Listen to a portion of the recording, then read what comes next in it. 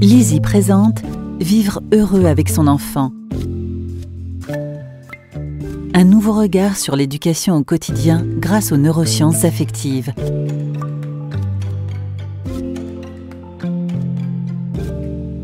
Du docteur Catherine Guéguin, lu par Marilyn Hérault.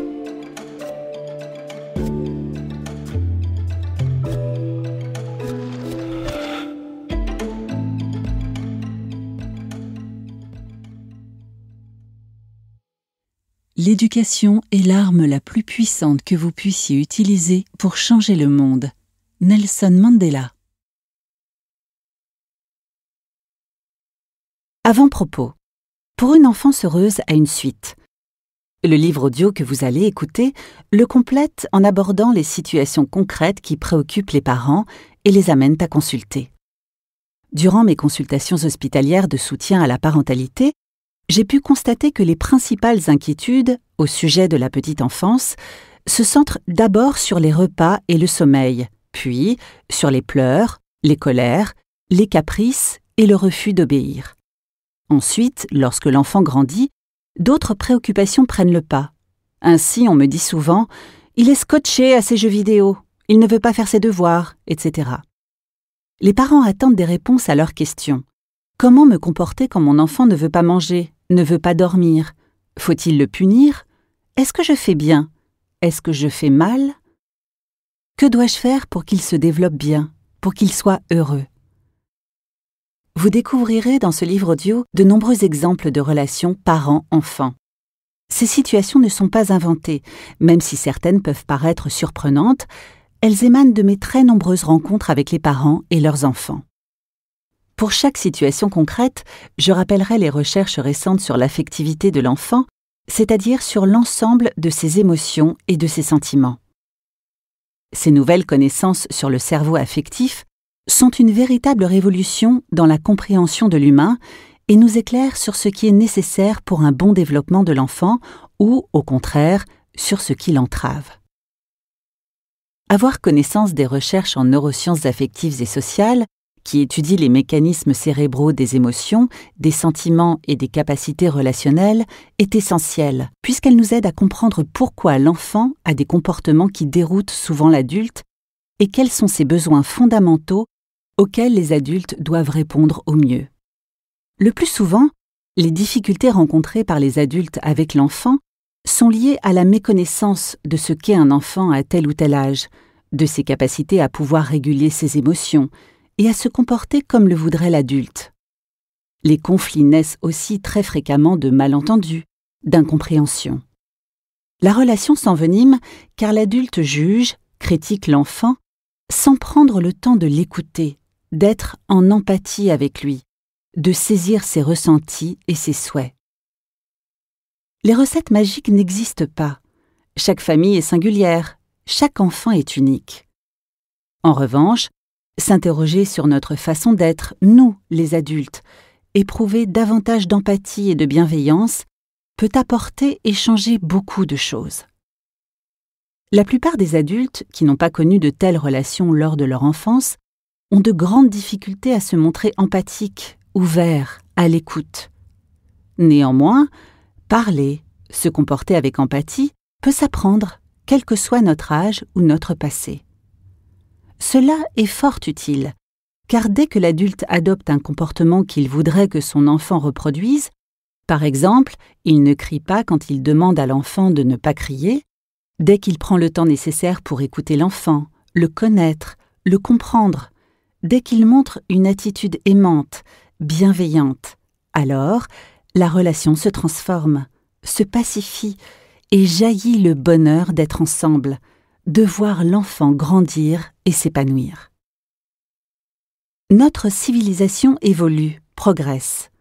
Les personnes voudraient, aujourd'hui plus qu'avant, être profondément respectées, reconnues, écoutées pour ce qu'elles sont dans leur vie familiale, conjugale, dans leur travail au sein de leur pays. La démocratie est souhaitée à tous les niveaux et c'est un grand progrès. Il en est de même sur le plan éducatif.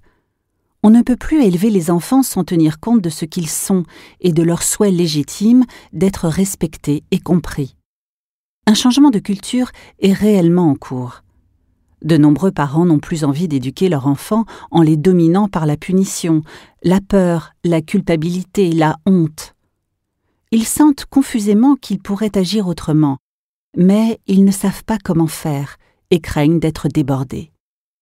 On leur a tellement répété qu'il fallait en priorité donner des limites à l'enfant, sinon le pire allait arriver.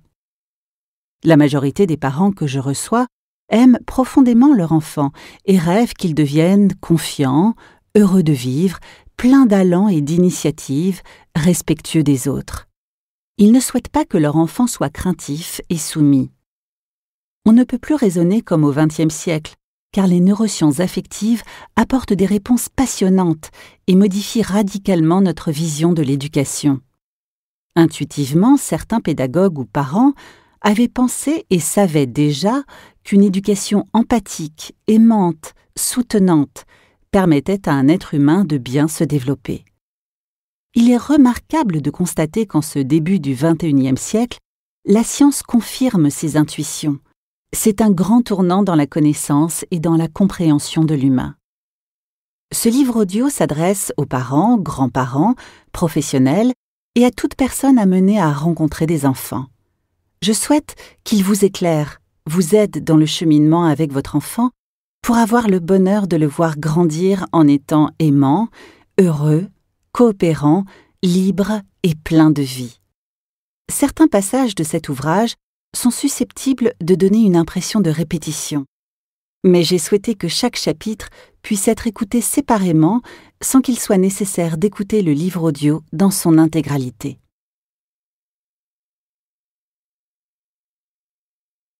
L'enfant est fait pour la joie. Quand j'étais petit, ma mère m'a dit que le bonheur était la clé de la vie.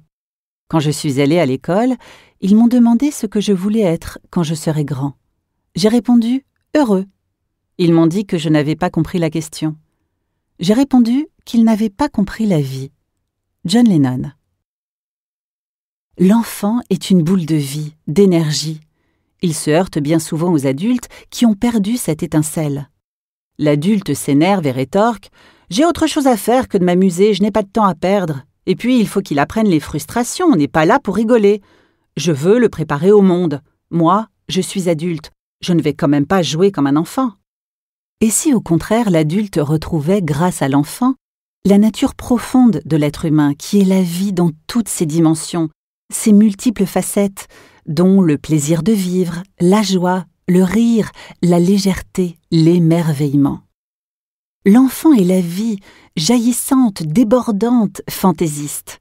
Il chante, danse, rit, court, joue, imagine, rêve. Il n'est pas infantile de partager cette joie avec lui, bien au contraire. La joie est contagieuse. L'adulte se sentira alors plus humain, plus vivant, plus heureux. L'enfant a besoin d'exprimer sa vitalité. Quand je sens que Nathan Chouine s'énerve, fait des bêtises, je sais qu'il a probablement besoin de se dépenser, de se défouler. Notre appartement est petit. Je lui demande « Tu as envie de bouger, de grimper ?» Quand ce n'est pas possible d'aller courir dans le square à côté, j'ai un gros ballon et plusieurs grandes boîtes empilées, bien solides, que je mets à sa disposition.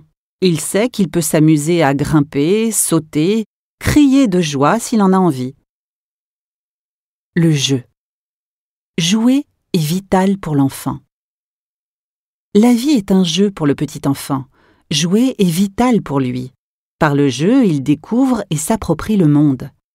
Quand il joue, il vit pleinement, intensément. Il ne connaît pas le devoir, il ne vit pas en se disant « il faut, je dois, il est l'heure ». Il n'a pas la notion du temps, il ne vit que dans le présent. Il aime prendre son temps, vivre au rythme de ce qui l'intéresse. Alors il se passionne, il se donne à fond avec un immense plaisir. Quand l'entourage est bienveillant, son enthousiasme, sa curiosité pour comprendre le monde, sa créativité sont infinis. Il est épatant de savoir que plus l'enfant éprouve de plaisir, plus il est motivé, concentré, et plus il est ouvert à la vie. Il absorbe le monde. Nous espérons que vous avez apprécié cet aperçu. Pour continuer à écouter ce livre audio sur Google Play Livres, utilisez le lien dans la description de la vidéo.